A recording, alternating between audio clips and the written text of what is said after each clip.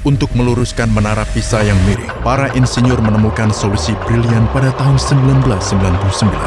Penggalian bawah tanah. Jika penggalian bawah tanah tidak dilakukan dengan benar, bencana pasti akan terjadi. Berikut ini 2 kasus penggalian bawah tanah. Bagaimana menurut Anda? Mana yang akan menyelamatkan menara? Untuk menjawab pertanyaan ini, kita harus memiliki pemahaman yang jelas tentang fondasi menara. Apakah Anda memperhatikan struktur aneh yang disebut Catino di sekitar fondasi? Juga beberapa hal aneh lainnya. Dukungan dari Catino sebenarnya menyelamatkan menara dari keruntuhan. Jika Anda menonton video ini, kemungkinan konten kami berguna untuk Anda. Namun masih ada banyak yang belum berlangganan saluran kami. Berlangganan adalah cara sederhana untuk mendukung kami dan agar tidak ketinggalan video teknis dan pembelajaran kami. Hanya 1 klik saja, namun itu berarti bagi kami. Berlanggananlah dan jadi bagian dari kami. Karena bersama, kita berbagi pengetahuan di bidang industri. Terima kasih. Fondasi yang dibangun untuk menara itu hanya sedalam 3 meter. Terlalu dangkal untuk tanah Pisa yang gembur dan berawa. Ketika pembangunan mencapai 3 lantai, mereka harus menghentikannya karena perang. Selama periode tidak aktif, bangunan tersebut mengalami kemiringan yang disebabkan oleh fenomena yang disebut ketidakstabilan miring. Yang terpenting, menara tersebut ambles karena beratnya sendiri menekan dan mengeluarkan banyak air dari bawah fondasi. Hal ini meningkatkan kekuatan tanah dan mencegah kemiringan lebih jauh. Mereka melanjutkan pembangunan setelah hampir 100 tahun terbengkalai. Sayangnya, ketidakstabilan kemiringan kembali terjadi. Kemiringan terus bertambah. Para insinyur mencoba mengatasi masalah ini dengan menggunakan material konstruksi yang lebih ringan untuk lantai atas. Selain itu, mereka membangun menara secara vertikal, tidak tegak lurus terhadap lantai sebelumnya. Mereka berpikir teknik ini akan menghasilkan ilusi visual bahwa menara tersebut tidak miring. Sebagai hasil dari upaya ini, menara tersebut memiliki bentuk seperti pisang. Terlepas dari upaya ini, kemiringan terus bertambah. Setelah 6 tahun pembangunan, ketika 7 lantai selesai, mereka harus menghentikan pembangunan lagi karena perang. Tahap ketiga pembangunan dimulai pada tahun 1360. Pada waktu itu dibangun ruang lonceng. Para pengrajin melanjutkan trik untuk menciptakan ilusi menara yang lurus. Misalnya, di daerah menara lonceng, sisi utara memiliki 5 anak tangga dan sisi selatan memiliki 6 anak tangga. Para arsitek juga mendekatkan ruang lonceng beberapa derajat ke sumbu tengah. Sekali lagi, meskipun upaya keras ini dilakukan, kemiringan terus bertambah. Pembangunan menara Pisa akhirnya selesai pada tahun 1372. Diperkirakan kemiringan pada saat itu adalah 1,6 derajat. Tahukah Anda bahwa menara miring Pisa tampak seperti ini pada tahun 1800-an? Fondasinya berada di bawah tanah sepenuhnya. Pada tahun 1838, arsitek Alessandro della Gherardesca berinisiatif untuk menggali tanah dan membuat jalan setapak yang disebut Catino. Ia percaya ini akan bisa membuat orang berjalan-jalan dan menghargai kerumitan arsitektur serta mengamati detail fondasinya. Namun, penggalian ini menyebabkan menara miring lebih dari 0,25 derajat. Menariknya, menurut banyak insinyur, Catino sebenarnya memberikan dukungan struktural terhadap kemiringan. Salah satu perbaikan signifikan yang dilakukan della Gherardesca adalah menambahkan cincin beton setebal 0,7 meter di bawah Catino, mungkin untuk mengurangi aliran air ke fondasi. Kita akan mempelajarinya nanti, begitu ketidakstabilan kemiringan dimulai, itu tidak akan pernah berhenti. Pada tahun 1934, kemiringannya sekitar 4,5 derajat. Benito Mussolini, diktator Italia saat itu, tidak menyukai kemiringan ini. Ia menganggap ketidaksempurnaan ini sebagai penghinaan terhadap teknik Italia. Mussolini memiliki solusi kasar untuk masalah ini. Ia mengebor banyak lubang di sisi utara fondasi dan menuangkan beton ke dalam lubang tersebut. Mereka menyuntikkan beton dengan total berat 90 ton ke dalam fondasi. Inilah yang Mussolini pikir akan terjadi. Yang terjadi justru sebaliknya. Tanah di sisi selatan semakin terkompresi dan kemiringan menara bertambah. Kemiringannya mencapai 5 derajat. Pada tahun-tahun berikutnya, kemiringan menara terus bertambah, dan pada tahun 1990, kemiringannya mencapai tingkat berbahaya, yaitu 5,5 derajat. Menara tersebut ditutup untuk umum untuk pertama kalinya. Pihak berwenang mencopot lonceng menara. Mereka percaya bahwa dengan melakukannya bisa mengurangi tekanan pada menara, seperti bom waktu yang siap meledak kapan saja. Untuk mencegah menara runtuh seketika, para insinyur memasang pemberat timbal di sisi utara. Mereka harus terlebih dahulu membangun cincin beton di dasar menara untuk menahan pemberat tersebut. Mereka menambahkan total 600 ton pemberat timbal di sisi utara. Upaya ini mengurangi kemiringan sebesar 1/100 derajat. Untuk pertama kalinya, menara tersebut condong ke arah yang benar. Ingat, metode pemberat timbal hanyalah metode sementara. Para insinyur masih harus menemukan solusi permanen. Sekarang, saatnya mempelajari fenomena ketidakstabilan kemiringan, fenomena yang menyebabkan menara bisa miring. Di tanah yang lunak, Anda tidak akan pernah bisa membangun menara melebihi ketinggian tertentu.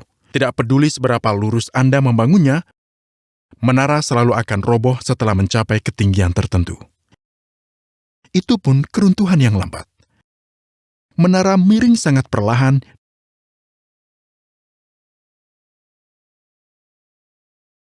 dan akhirnya roboh.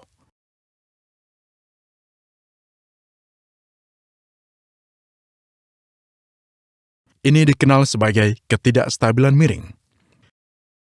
Mari kita beri sedikit gangguan pada menara yang lurus sempurna ini saat sedang stabil.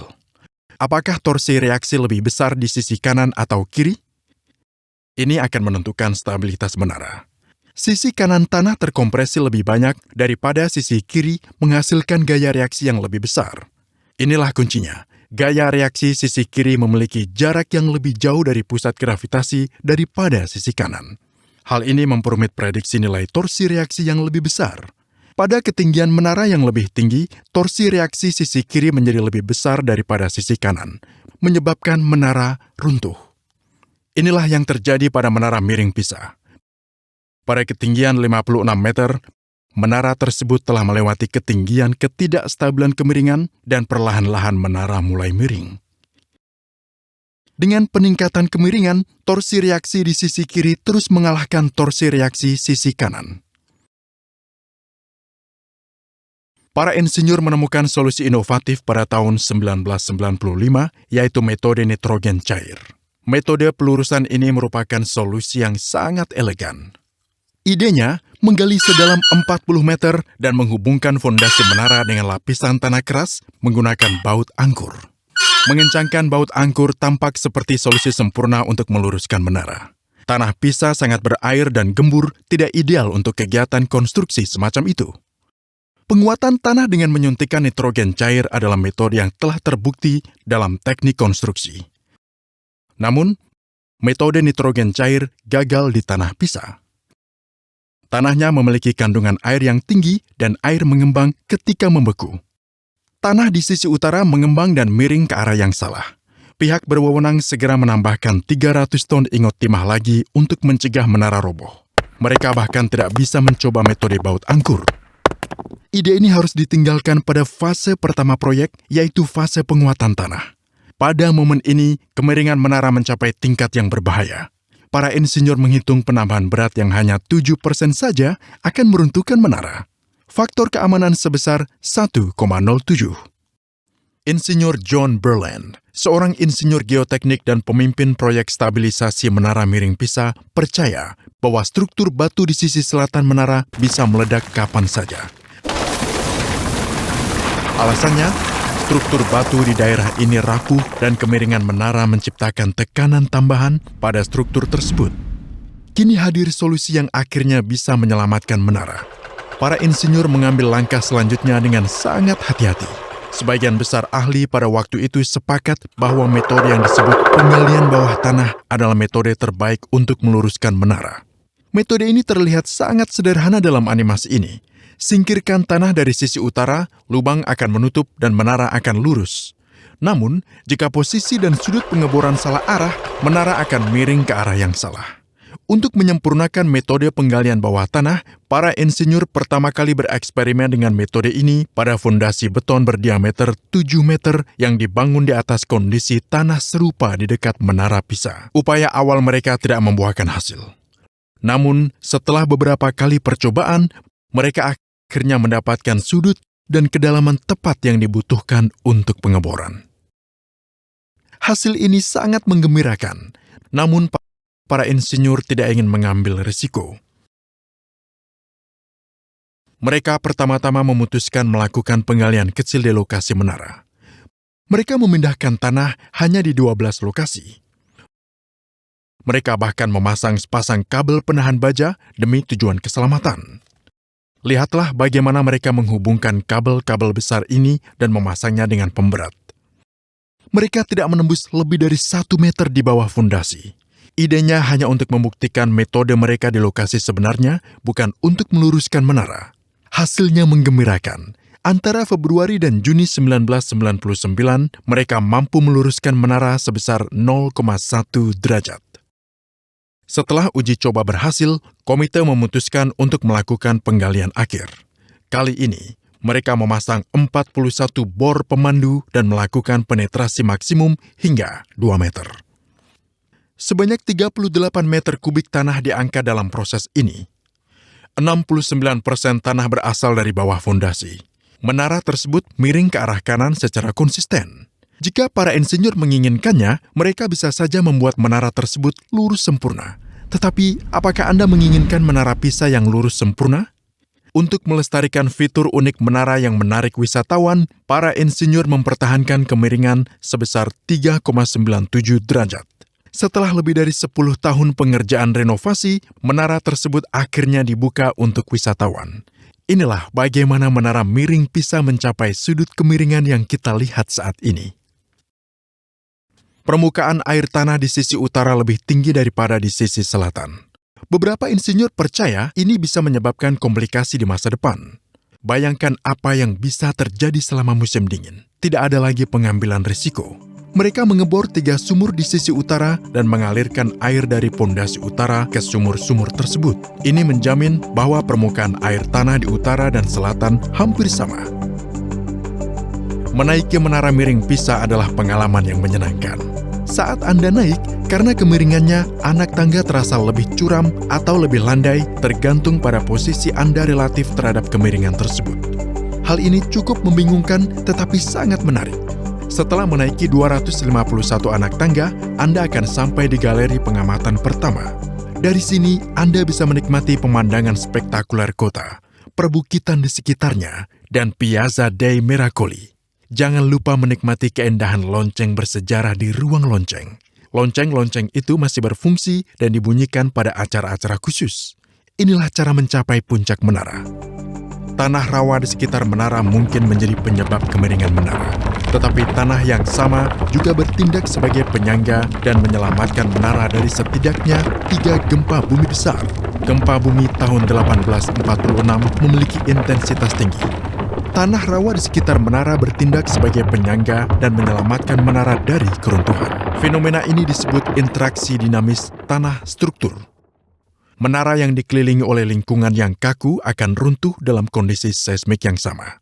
Kami mengetahui bahwa pada tahun 2001 para insinyur mengurangi kemiringan menara menjadi sudut 3,97 derajat dan menghentikan operasi pelurusan.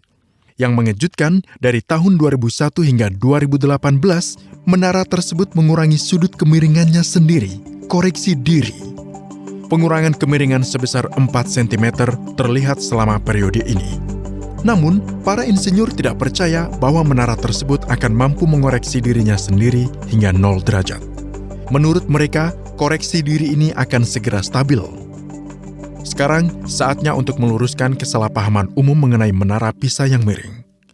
Kesalahpahaman tersebut adalah bahwa tanah di bawah menara tidak seragam. Lebih spesifiknya, tanah di bawah sisi selatan menara lebih lemah daripada di sisi utara. Situasi seperti itu menyebabkan fenomena yang disebut penurunan diferensial. Ini adalah kesalahpahaman. Kita telah melihat bahwa kandungan air di bawah sisi utara jauh lebih tinggi daripada di sisi selatan. Seperti yang telah kita pelajari, Alasan dibalik kemiringan menara bukanlah penurunan diferensial, tetapi ketidakstabilan kemiringan. Menurut analisis Profesor John Berland, jika menara itu lebih pendek beberapa meter, menara itu akan sedikit miring, tetapi akan stabil dan tetap berdiri selamanya.